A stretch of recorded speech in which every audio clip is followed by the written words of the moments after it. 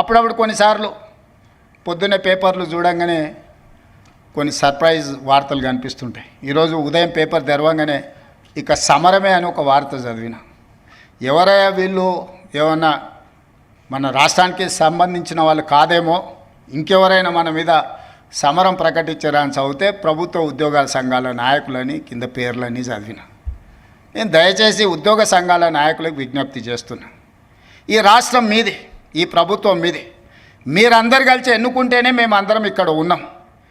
ఈరోజు ప్రజలు, ప్రభుత్వ ఉద్యోగస్తులు కావచ్చు, ప్రజాప్రతినిధులు కావచ్చు, మన అందరం కలిస్తే 2%, ప్రభుత్వంలో పనిచేసే ప్రతి ప్రభుత్వ ఉద్యోగి లెక్క కడితే 3.5 లక్షలు ఉంటారు దాదాపుగా. ఒక 3 లక్షల మంది కాంట్రాక్ట్ అవుట్సోర్సింగ్ ఉద్యోగస్తులు ఉంటారు. ఇంకొక 3 లక్షల మంది రిటైర్డ్ అయిన వాళ్ళు ఉంటారు. వీళ్ళు 9 లక్షలు దాదాపుగా ఈ సిబ్బంది ఉండే అవకాశం ఉంది. ఈ 9 లక్షల మంది 4 కోట్ల తెలంగాణ ప్రజల యొక్క సంక్షేమము, అభివృద్ధి, రాష్ట్రం యొక్క శాంతి భద్రతలను, పెట్టుబడులను అన్నిటిని కాపాడాలి. ఈ 3%, 2.5-3% ప్రజాప్రతినిధులు కావచ్చు, ప్రభుత్వ ఉద్యోగులు కావచ్చు, రిటైర్డ్ ఉద్యోగస్తులు కావచ్చు, కాంట్రాక్టు ఉద్యోగులు కావచ్చు, లేకపోతే అవుట్సోర్సింగ్ ఉద్యోగస్తులు కావచ్చు, వీళ్ళందరికీ జీత భత్యాలు ఇచ్చి ప్రభుత్వంలో పనిచేసే వాళ్లకు 35 సంవత్సరాలు, ప్రజాప్రతినిధులకు ప్రతి 5 సంవత్సరాలకు ఒకసారి ప్రభుత్వాలను ఎన్నుకునే విధం ప్రజలు మనకు అవకాశం ఇస్తారు. ఈరోజు మీరు ప్రకటించిన సమరం 98% ప్రజల మీద నేను అడగదలుచుకున్న ఉద్యోగ సంఘస్థులను. ఇవాళ ప్రతి ఉద్యోగి 10 సంవత్సరాలు తెలంగాణ రాష్ట్రంలో ఏనాడు మొదటి తారీఖు నాడు జీతాలు తీసుకోవాలి. ఇక్కడనే మీరున్నారు, మీరు ఒక్కసారి ఆలోచన చేయండి, గుండెల మీద చేయబెట్టుకొని.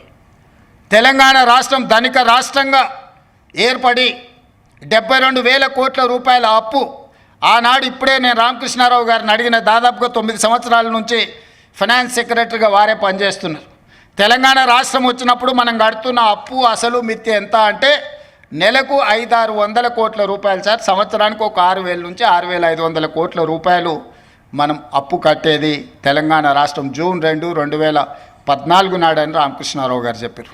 ఇప్పుడు నేను అడిగిన ఇప్పుడెంత కడుతున్నామని అంటే 16 నెలలు, డిసెంబర్ 7, 2023 నుంచి మార్చి 31, 2025 నాటికి 1,52,000 కోట్ల రూపాయల అప్పులు అసలు మిత్తి కట్టినాం సార్. మనం తెచ్చిన అప్పు 1,58,000 కోట్లు. 1,58,000 కోట్లు 16 నెలల్లో మనం అప్పు తెస్తే పోయినైనా చేసిన అప్పుకు అసలుకు మిత్తికి కలిపి 1,52,000 కోట్ల రూపాయలు మనం కట్టినాం సార్. తెచ్చిన ఏ ఒక్క రూపాయి కూడా ప్రజా సంక్షేమానికో, ప్రభుత్వ ఉద్యోగస్తుల కోసం మేము ఆడలేదు.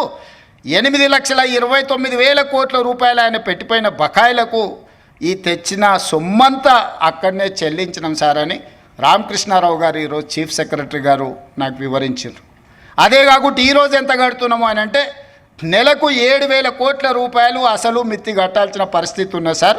మనం తిన్నా తినకపోయినా అప్పులోనికి మనం 7,000 కోట్ల రూపాయలు ప్రతి నెల కట్టాల్సిందే సార్, తక్కువ అని రామకృష్ణారావు గారు చెప్తారు.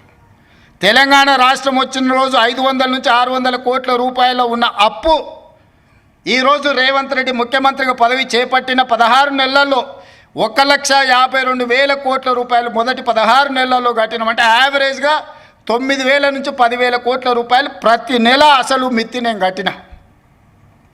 కట్టుకుంటూ వచ్చినందుకు కొంత అప్పు భారం తగ్గి కొత్త అప్పులు నేను ఎక్కువ చేయకపోవడం వల్ల ఈరోజు 7,000 కోట్ల రూపాయలు ప్రతి నెల నేను కట్టాల్సిందే.